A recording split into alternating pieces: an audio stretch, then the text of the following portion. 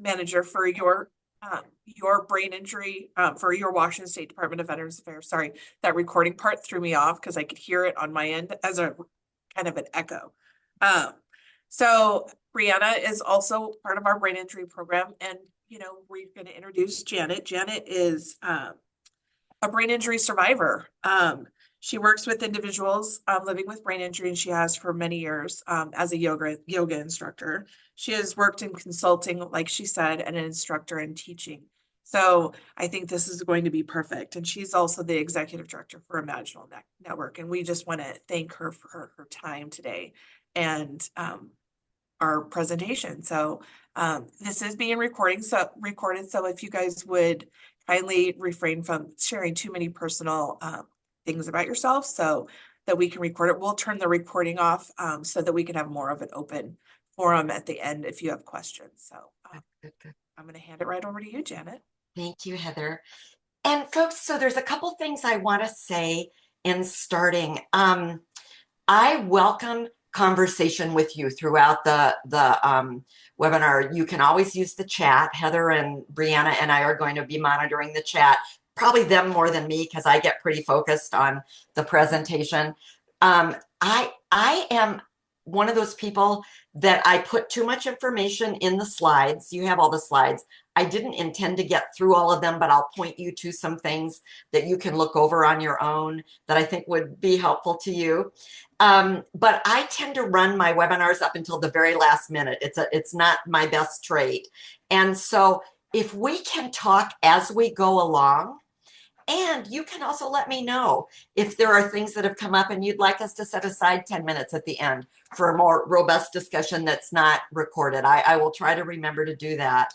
But you can type in the chat, you can raise your hand, you can unmute yourself and just talk to me and to each other, which I think is a wonderful thing. My camera isn't working. It is having little fits in which I turn into a blurry blob and then it refocuses, and I haven't been able to get it fixed in time for today. So my apologies for any visual disturbances there. And if you have any questions now, or we can begin.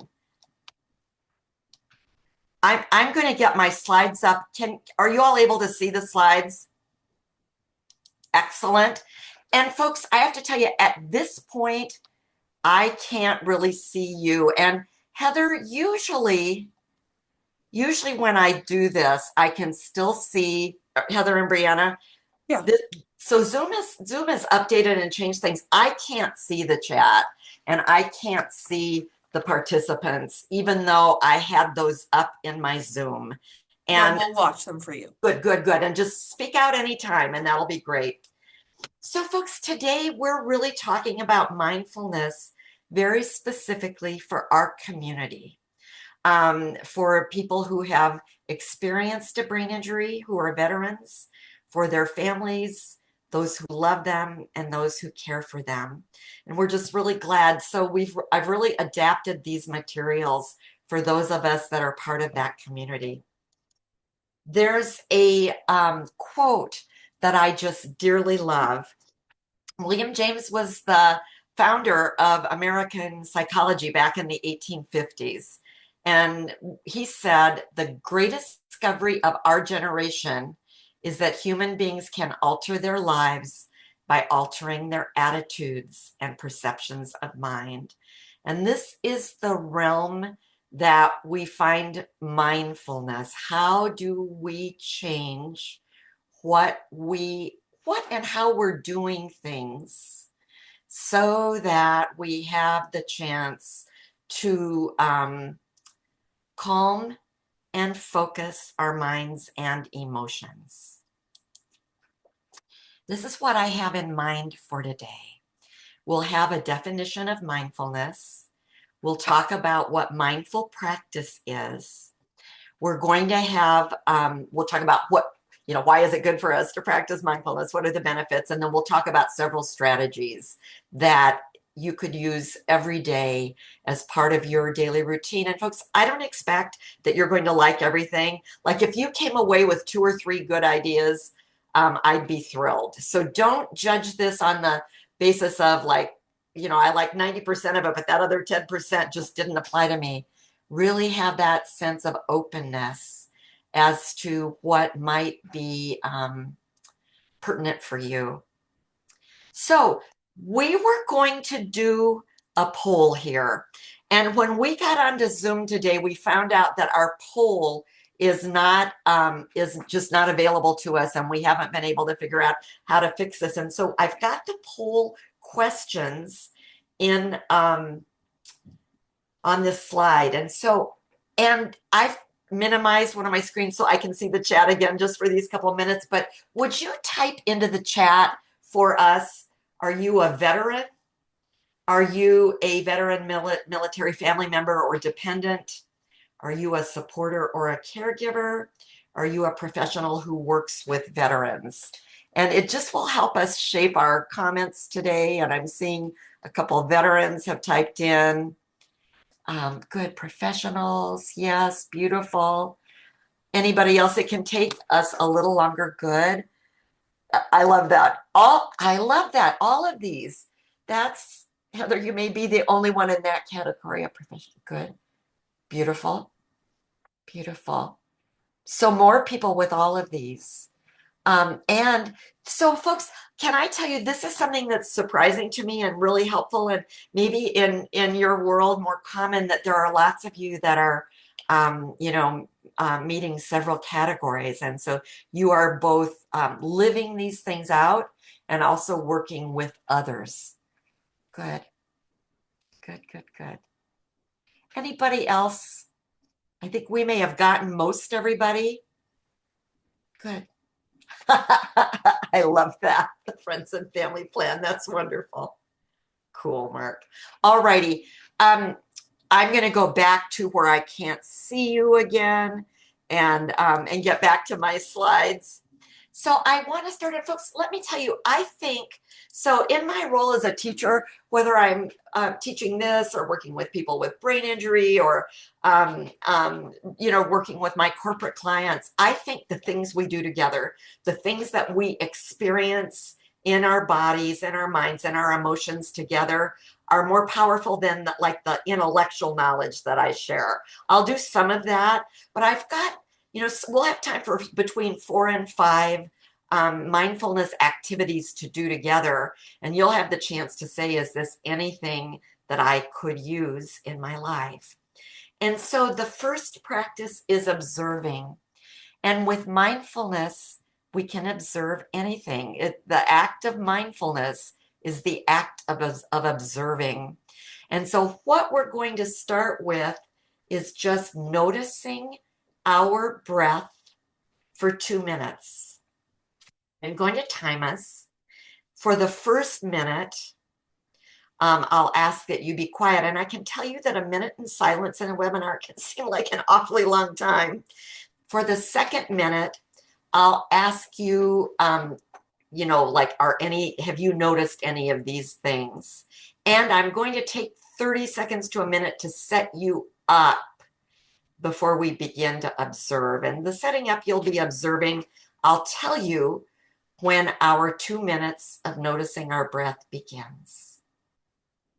So I am guessing that most of you are seated and staring at your computer screen. And if you'd like to, for this 2 minutes, you could gaze down at the floor or gaze onto your desktop or into your lap. You're welcome to close your eyes if that's a comfortable thing for you. And if you might be standing, also possible that you're lying down. But start by noticing the parts of your body that are connected with the surface. And so if you're seated, that's probably your sits bones, their actual name, but the back part of our pelvic structure that presses down left side and right side into the chair. So just noticing that pressing down. If you're seated or standing, pressing into your feet and noticing that pressure, the pressing into the feet. If you're lying down, the places that your body is connecting with whatever surface you're lying on. Noticing your belly. And sometimes I like to put my hands one on top of each other over my belly when I'm going to do some breathing. I have the sense of pressing down from the belly through the feet, deeply rooted. And then I have the sense of my spine being really elongated and my head reaching up towards the sky. And this sets us up to have easy and available breathing and to make space in our bodies for the breath that comes in. So, for the next minute of silence, and I am timing us, I'd invite you to just notice your breath and anything that goes on in your body or your mind or your emotions as you're breathing in and out.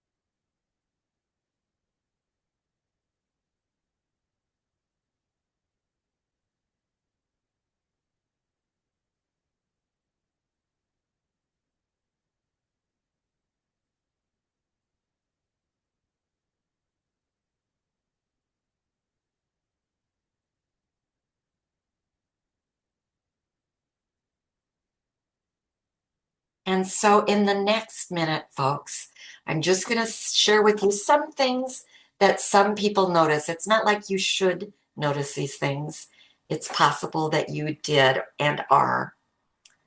So, as you breathe in, are you breathing in through your nose or through your mouth? And how about as you breathe out? When you breathe in, what parts of your body move? And the same thing for when you breathe out. Are there any sensations, physical or otherwise, with the in breath or the out breath? Does your nose tickle? Does the air feel cool when it comes in and warm when it comes out? Has your breath changed at all in the last almost 2 minutes? Do you make any sounds as you breathe? And what do you notice about the quality of your breath? How fast it is, or its speed, fast or slow, right? How deeply it comes into your body. Anything you notice in your thoughts and in your heart. And then you are welcome to keep observing. We don't ever have to stop observing, but we're going to stop this particular practice at the moment.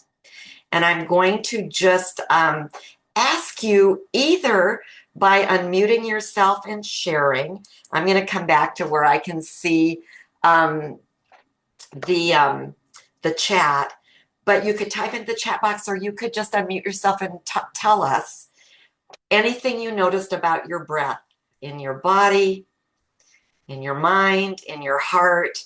And here's just a few suggestions on the slide.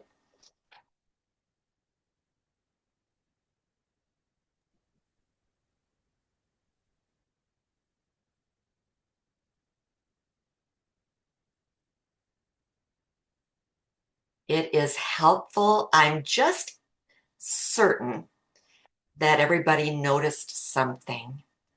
And I'll tell you, folks, this is one of the things about webinars that when we're in a room together, people talk, right?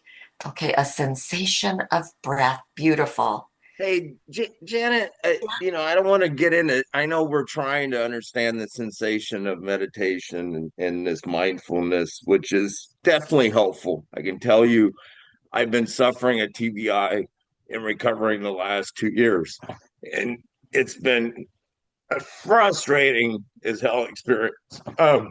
Like Yes. probably the most frustration I've ever experienced in my entire universe of experience.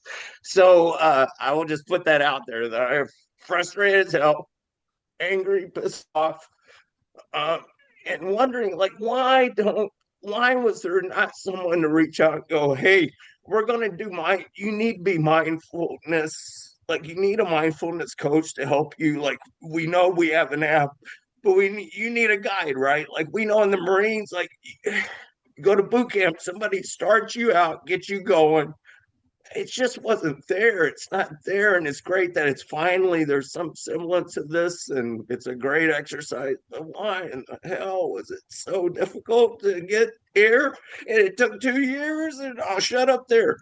They, Jason, and you don't have to shut up that or have that sense that there's any reason you shouldn't have been sharing these things. And so, folks, when we are mindful, I'm going to come back to your question, Jason, which is kind of beyond my scope, but I'll come back to why wasn't there someone there?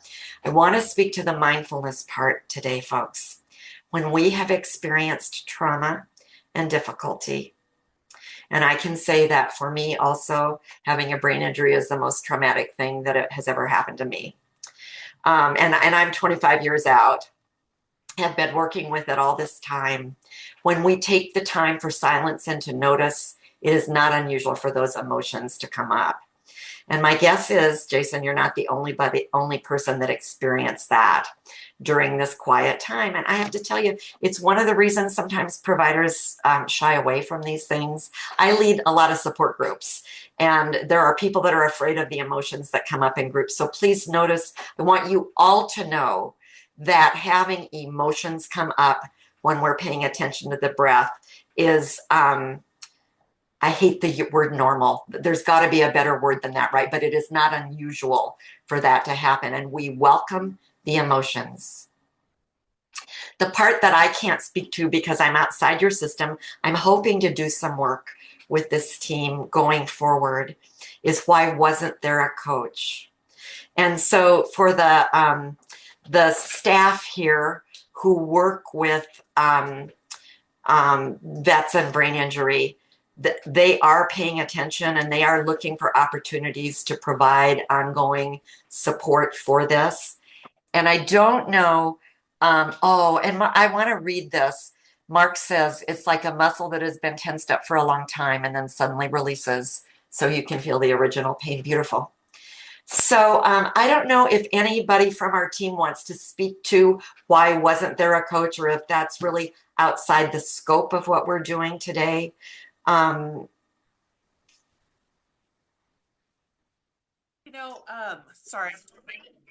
Sorry. Heather, oh, go, there you are. Sorry about that. My dog, I guess, thought that there was, the cat. And Heather, can you speak a little louder? Can you guys hear me now? Is that better? That's better. Sorry. I think that the problem is the VA doesn't think of all the pieces that go in when we're talking about brain injury. A lot of times the diagnosis doesn't come in the normal progression that we would see Absolutely injured. And so I think that then we're trying to connect the pieces after the fact. And so sometimes it's the language that we use because we don't know what we need. We don't know how to ask for the things that might, trigger some of these things. And I'll be honest, mindfulness is not something that naturally falls into our care when we think of VA healthcare. So I think that we have gotten to that whole health model and we're kind of moving that direction, but we definitely, the evolution is slow to catch up. I don't know if that helps. it is honest and extremely helpful to hear an honest, like, hey, we're working on it. We at least didn't understand the problem somewhat. And folks, I want to tell you the research shows and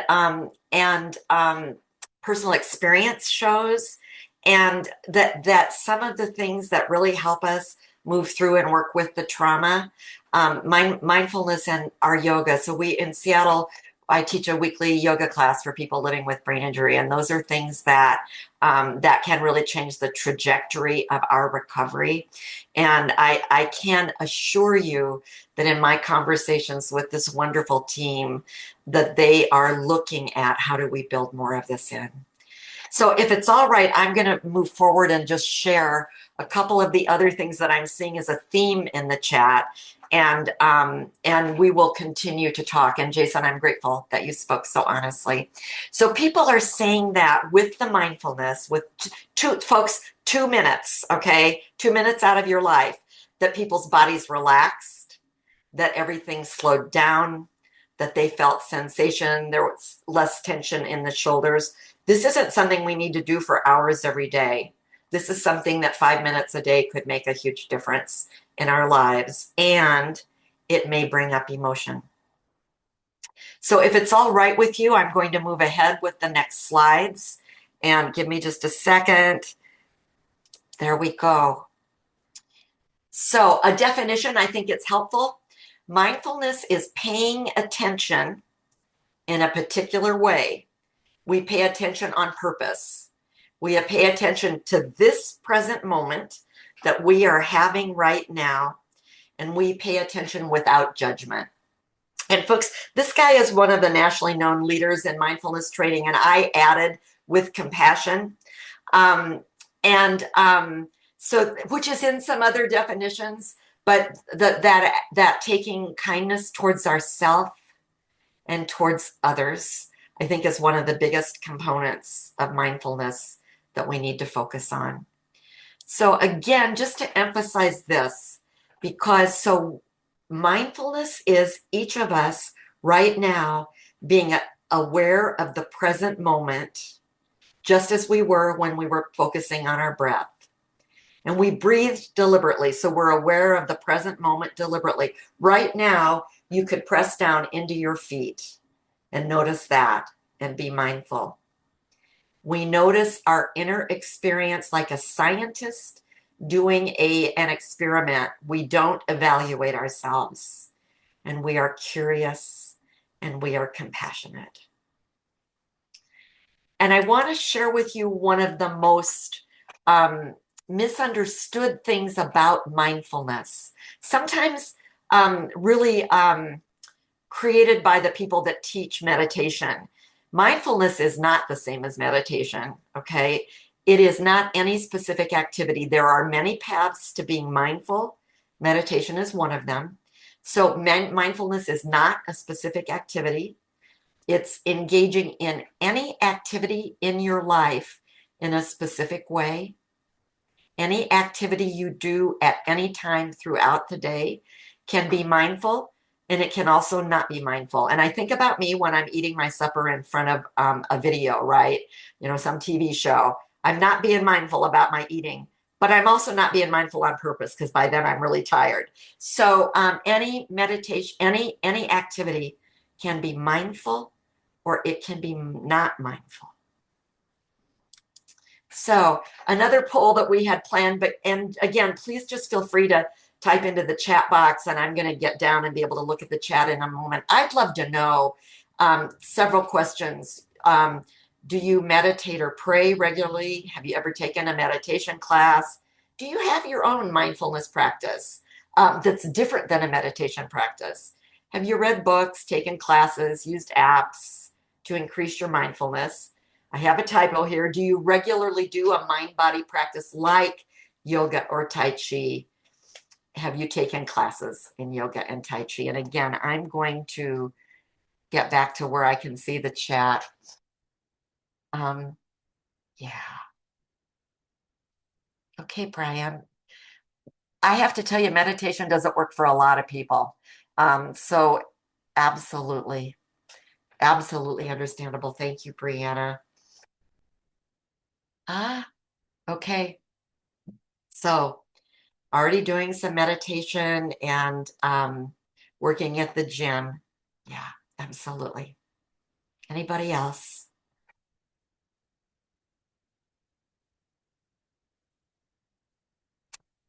Yoga class. Good, Terrence. Thank you. Anybody else? It's easier to do this in a poll. And you know what? Zoom just changes their setup so often that things disappear from where they're supposed to be. Okay, okay, some more yoga. Anybody else? I think we'll move on. You know, you get a sense from the questions of some of the things that are typically fall under the mindfulness umbrella. I'm going to hope to open our like expand our ideas about what's mindful. Okay, I'm going to go back to the point where I can't see you. So if there's questions, Heather and Brianna, let me know. So again, the most frequently asked question when I am doing these classes is, are mindfulness and meditation the same? And I want to say no. And really, meditation is only one mindfulness practice. And a lot of I've taken, so I meditate every day. And I love to meditate. And I've done tons of meditation training. And I'm not a meditation teacher. I am not qualified to teach meditation. And I have had meditation teachers who say, like, you've got to meditate my way. It's like meditation alone isn't good enough, right? You have to do it the way I tell you to do it. And I just want to tell you, so we are not promoting meditation here, although you may end up loving it and perhaps not. It is an easy, that's the wrong word. It's a simple way to be mindful, and it doesn't work for all of us. But there are many, many, many ways for us to be mindful. So I just want to pause. Any questions about that?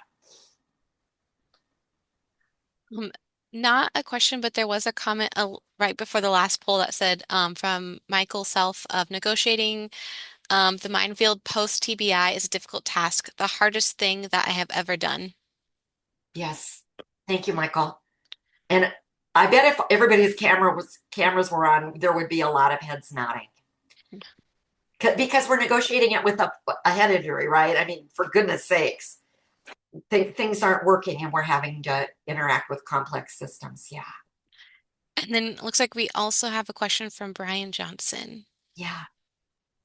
So, if I'm getting it right, meditation and mindfulness are different because, as you were talking to Jason, it's okay to have those feelings surface Yes. when we're mindful. Because for me, my mind is always racing, it doesn't stop.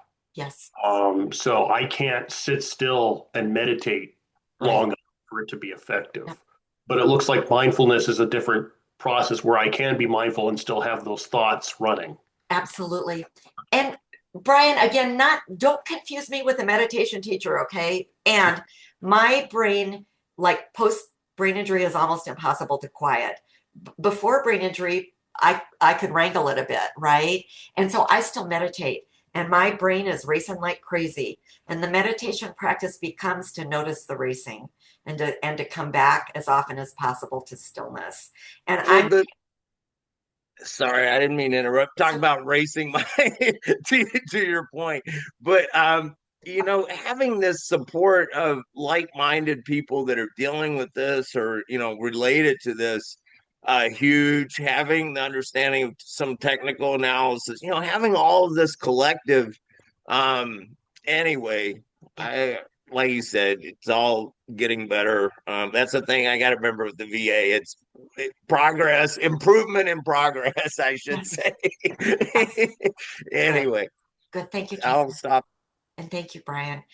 Brian, we're going to do a couple of practices that I would say fall in the meditation category, but allow us to keep our brains either occupied with something else or quiet, a little quiet. And those are coming up. And I'll be curious to hear from you afterwards how that landed. Okay. And yeah, let's just keep expanding our definition of mindfulness. Good. Well, the last thing I was going to say to that, when you're a Marine, a contrarian in life, grew up in Texas, now you live in the Pacific, et cetera, et cetera. Like, these things are even more. So, sometimes people have layers of shit below the TBI that, get in that are additional that, I'm learning you got to navigate it all in getting through the TBI because like you said, the emotional, you Yeah. know, it's all messed up. Yeah. Yeah. Thanks, Jason. Thank you. All right, folks.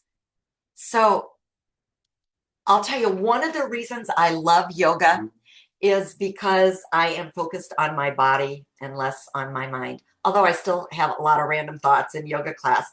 But I want to show you a couple of ways that we can move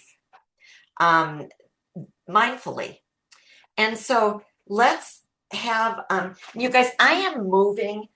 Literally the movers are coming at 1 o'clock today. And so I can't get back far enough so that you can see the rest of my body.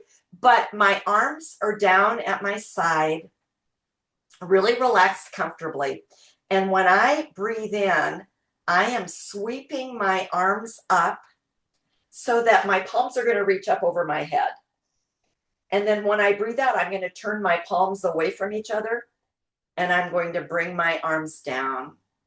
And so if that is a movement that is accessible to you, I'd invite you to do a few of those along with me. And so we're doing an activity, paying attention on purpose with compassion and no judgment. And so just breathing in, allowing the arms to float up overhead and reach each other. Breathing out, our arms come down to our sides. If this is a movement that's not available to you, you can breathe in and send your sensation and your thoughts down into your feet. And notice any sensations that might come along with pressure coming back up from the floor. And so I'll just do one more of these.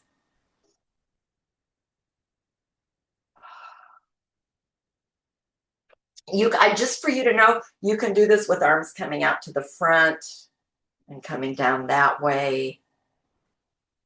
Just kind of a lovely little change.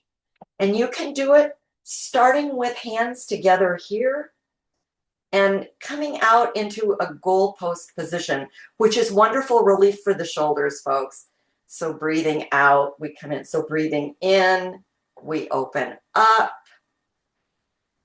Breathing out, we close our arms.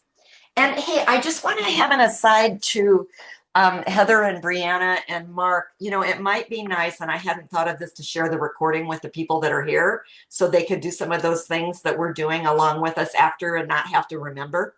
And they could have the visuals, so if that's possible.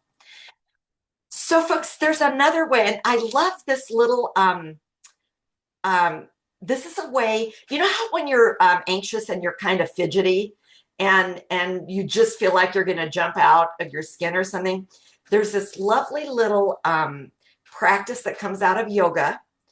And we take our thumbs and we run it up the side of the index finger, probably using your dominant hand up to the tip. So breathing in, I run my hands up here.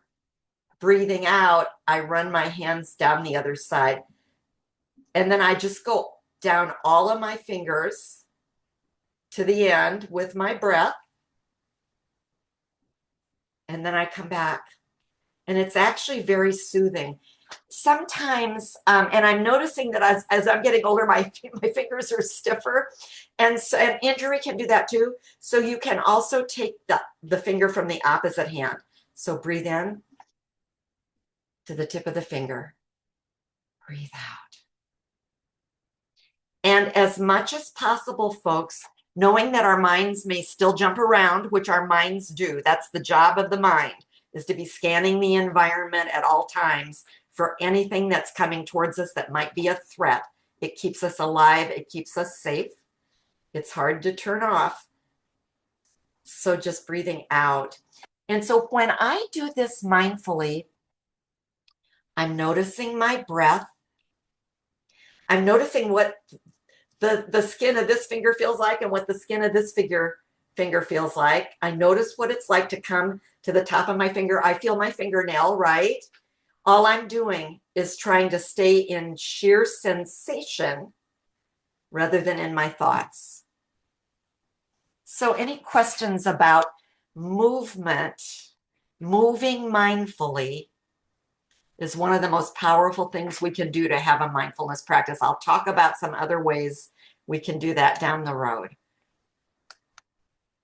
Okay, and oh, I learned a similar technique in Tai Chi. Oh, I love that. So Mark is saying, I say out loud, good energy up from the earth, bad energy out to the universe from Tai Chi. Beautiful. Beautiful. All right, folks, I'm going to move forward. I'm going to go over this next section pretty quickly and unless you, oh, you know what? I've got the descriptions here and didn't forward the slide. So it describes what to do. There's some good research out there. They've done imaging studies for about 30 years now. So as long as they've been able to have these functional MRIs that show what different parts of the brain light up. And they've studied really three categories of people. So Buddhist monks who have who live in isolation, right, and do mindfulness, do meditation most of their waking hours. Catholic nuns who live in convents and really are removed from the world and pray all day long. And then people like you and me that may take classes in mindfulness, like an 8-week structured class in mindfulness, and they would image our brains as a part to this. And so we have 30 years of research now from these three populations that shows a regular meditation or prayer practice or a mindfulness stress reduction practice thickens and makes bigger the areas of our brain that control how flexible we are in our thinking, how well we learn, how well our thought processes go, our memory, and our emotional regulation. The area of our brain that controls empathy and compassion grows, and we increase our neurotransmitter production, which is really good for those of us with brain injuries so that we have more connections going on. The fight or flight part of our brain gets smaller. And I think that's something most of us that live with brain injury, and no doubt those of you that live with someone who have a brain injury or support them in some way would love to have that going on for you also. So the research that they've done on the benefits of mindfulness, folks, it's been one of the most astonishing things for me. It's like it maps right on top of brain injury symptoms. And so I can't list them all, and we'll all have difference, but I wanted to share a few. And I also want to tell you that one of my dear friends whose husband has had a brain injury, she says to me, Janet, living with my husband day in and day out for almost 10 years now, my brain has a brain injury too. I experience, because of the way we're created and the way our systems sync up, I experience a brain injury too. So those are her thoughts on it. But brain injury symptoms, we have plenty of stresses, including navigating the systems we're embedded in. So mindfulness turns on the relaxation response, lowers our heart rate, our blood pressure drops, and our breathing slows down. And folks, we saw some in the chat just from 2 minutes of breathing, we saw some of that. We have trouble paying attention when we have a brain injury. Mindfulness improves our focus. Our emotions are not regulated, and they can swing pretty widely, pretty quickly. Mindfulness increases positive mood. We become reactive, not all of us, but some of us when we live with brain injury. Mindfulness increases our empathy and decreases our reactivity. Lots of us live with depression and anxiety when we didn't before the brain injury. Mindfulness has been proven to decrease anxiety and depression. Many of us live with ongoing pain. Mindfulness decreases pain. We have executive functioning difficulty. Mindfulness increases problem solving and creativity. And we can have challenges with anger. And again, we're back to that increasing empathy. So I'm going to both forward the slide, but just take a pause and ask. My hope is that you've got some information there that's helpful.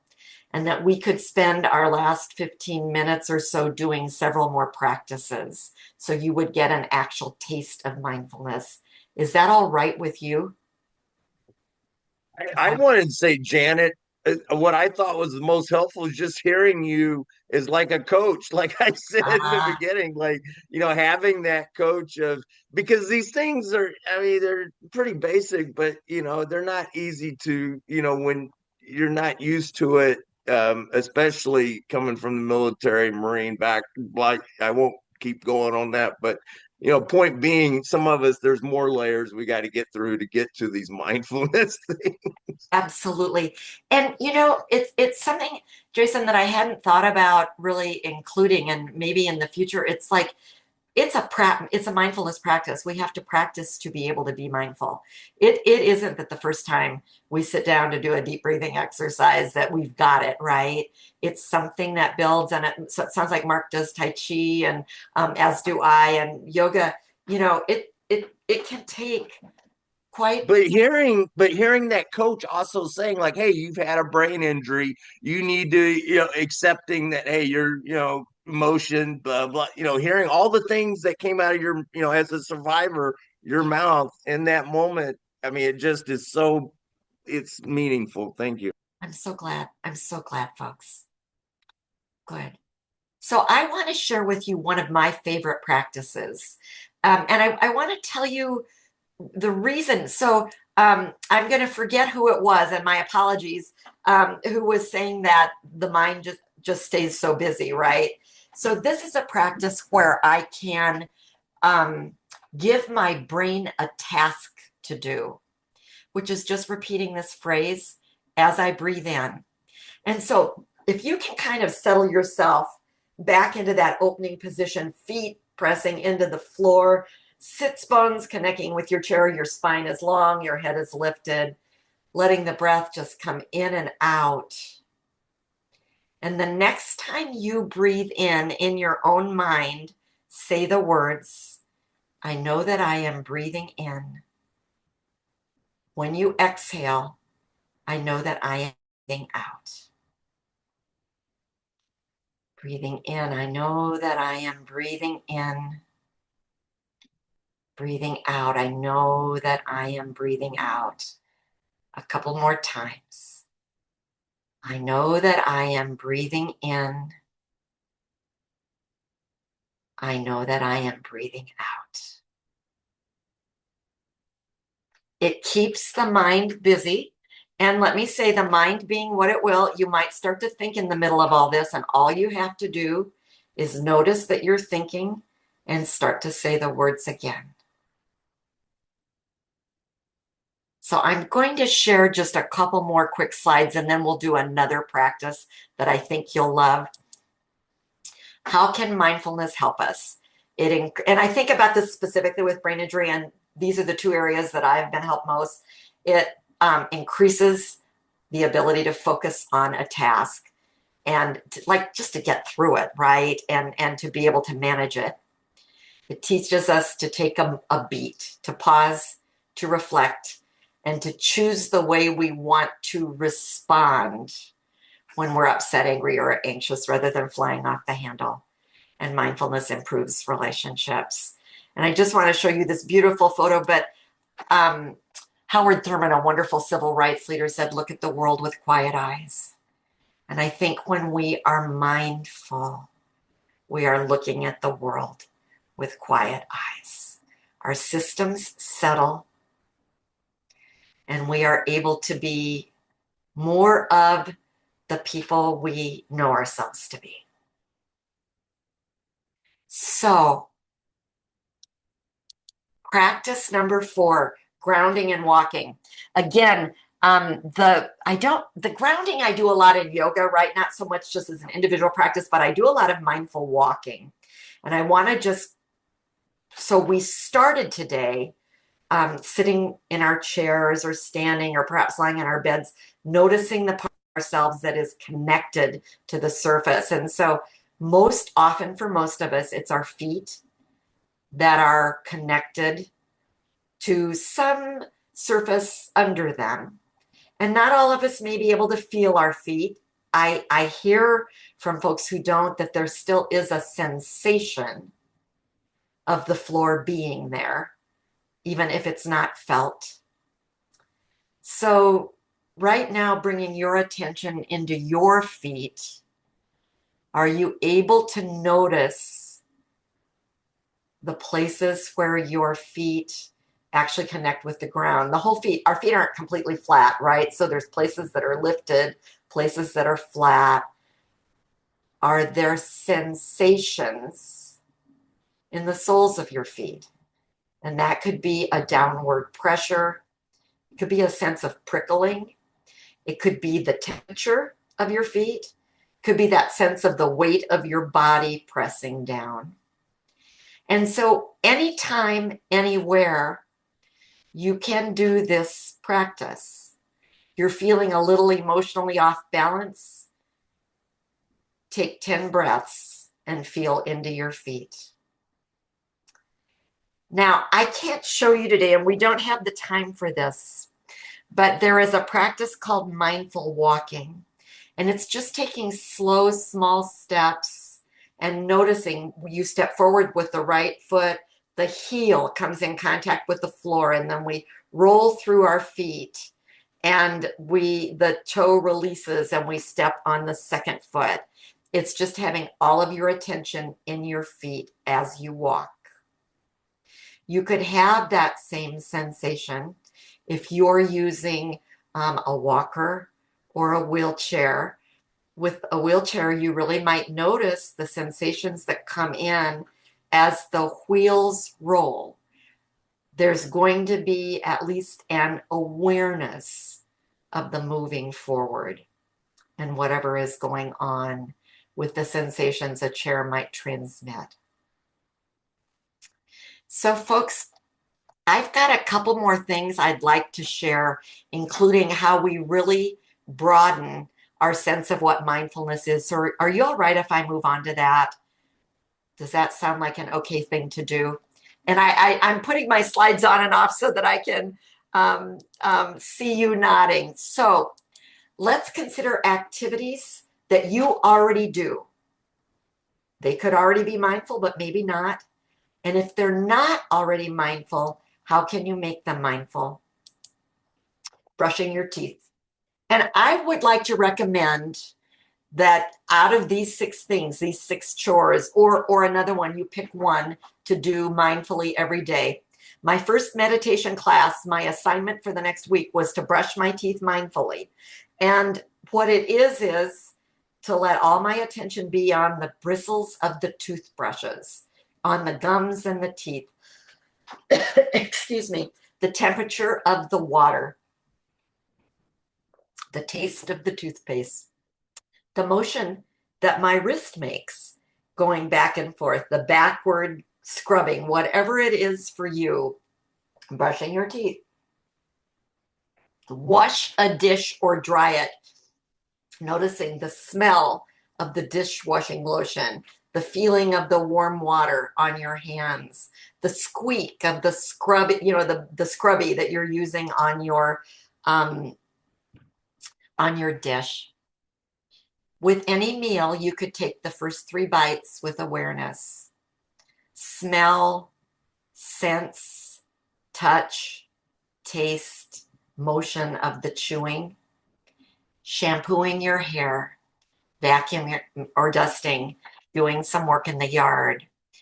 We can do any activity in our lives mindfully by paying attention to the kind of cues I'm sharing with you.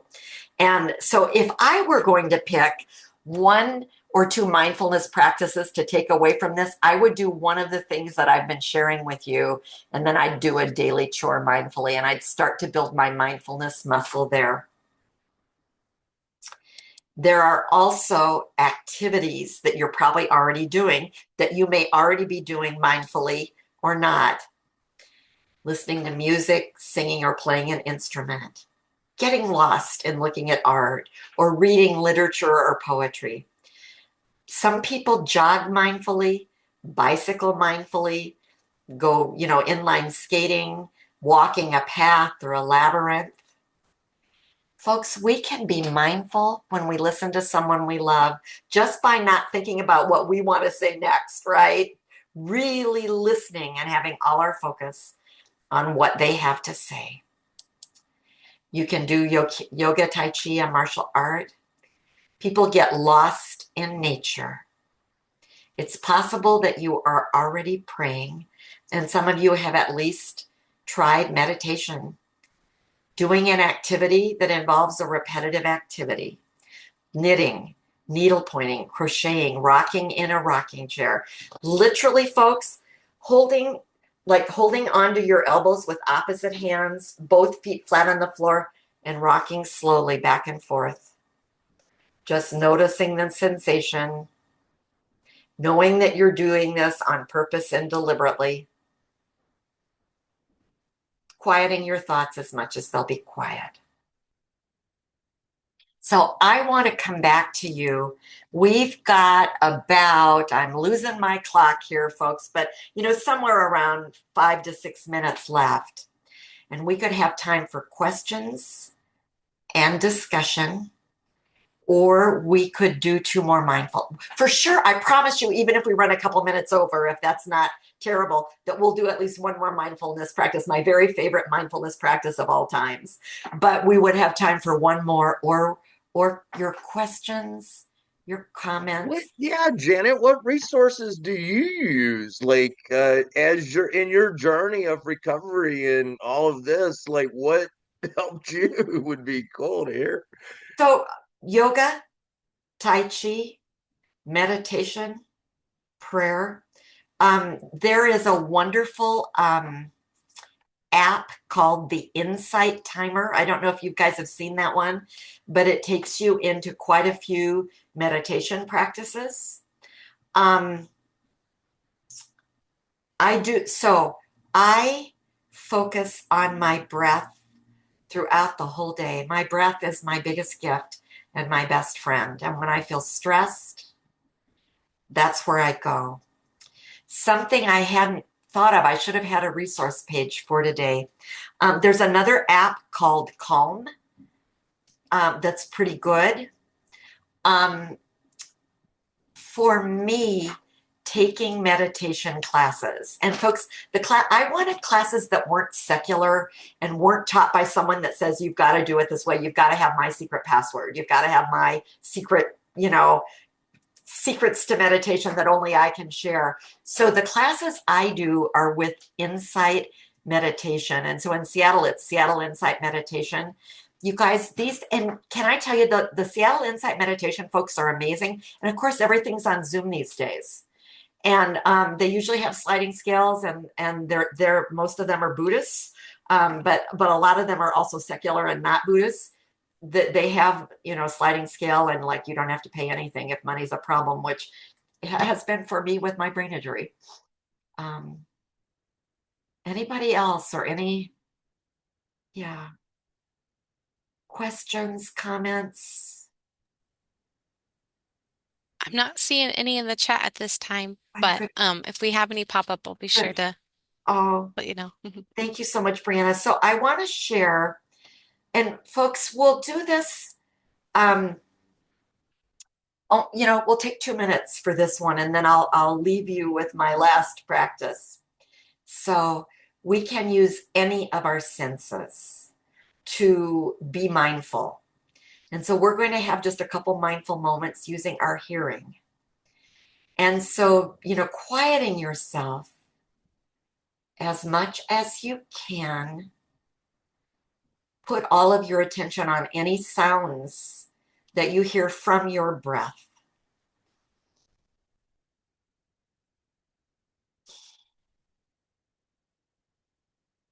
And maybe breathe in and out with enough force that there are some sounds if they aren't happening.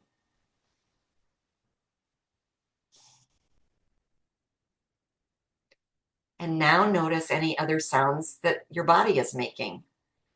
Is it that pre-lunch gurgle in your tummy?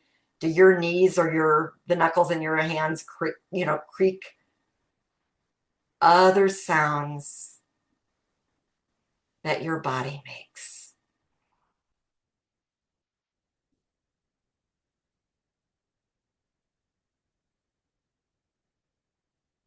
And now notice other sounds in the room that you're in. Often when we're in a situation like this, prevalently the computer, right? The sound of the computer fan. There may be sounds going on, and let your scope get really big. Everything you can hear. There might be other people in your space and they are making sounds outside your room, right? There could be traffic going by your window. So just take in every sound you hear as you sit in this mindful moment. And then we're going to draw our attention back in. So just notice sounds in the room that you're in.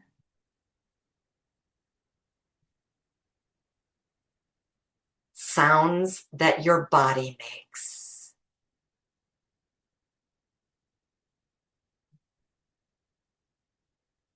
And starting where we began, what are the sounds that you notice that your breath makes?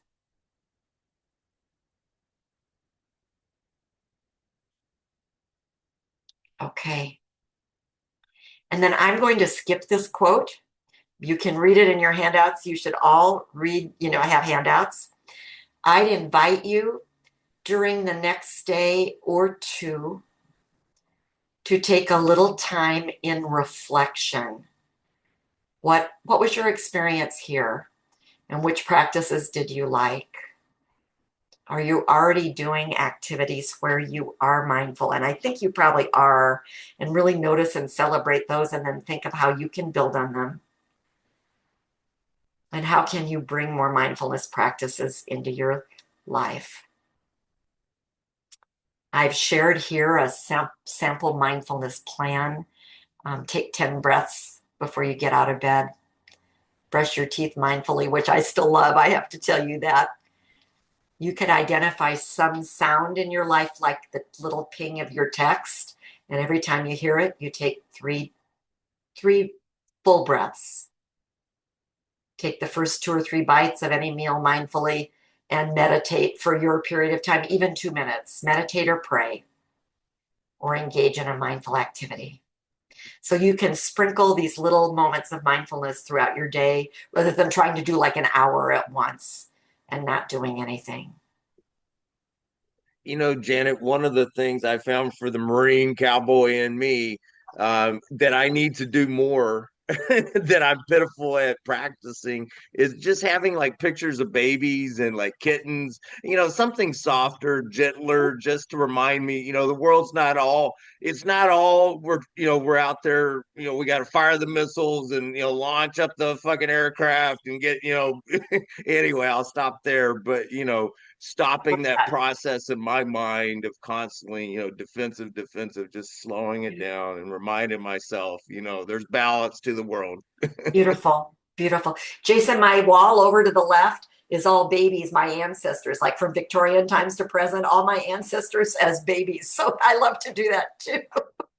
So folks, I'm going to close today thinking that you may want to really think and write down something that was valuable that you might do. And then I'm going to close with a practice that builds empathy and compassion. And it's called sending well wishes to each other. And so as we wrap up, let's say these words and send these thoughts out to the people who are here in this Zoom room with us today. And then this is something you can take in your life. When I walk around Green Lake, which is by my house, this is what I'm doing to the people I greet. And so my walks are mindful. May you be well. May you be happy. May you be at peace. So sending this out to all of you. May you be well. May you be happy. May you be at peace. And I know we ran over just a little bit. Only 2 minutes. That's better than I thought. Anything you want to say in closing? And in the chat, out loud, Thank you. My pleasure, Jason. In the chat, we have a lot of thanks for Oh, your good, presentation. good. Oh, We have a comment that you learned so much from this training. And so we just good. want as the Brain Injury Recovery Program, we want to thank you for your time today to share these mindfulness techniques. For those who are still with us in this meeting, we have a course evaluation that Mark has put in the chat as well, should go out in an email. And then the handout or these slides are found in Event Squid, the page that you registered on, as well as an attachment at the bottom of the email that you got for the link to join this meeting. Um, if you have any questions about how to get access to any of that or any follow-up, please let us know. But thank you again, Janet, for teaching us about mindfulness today. Just an absolute delight to be with all of you. Thank you. Yeah. Thank you, Janet.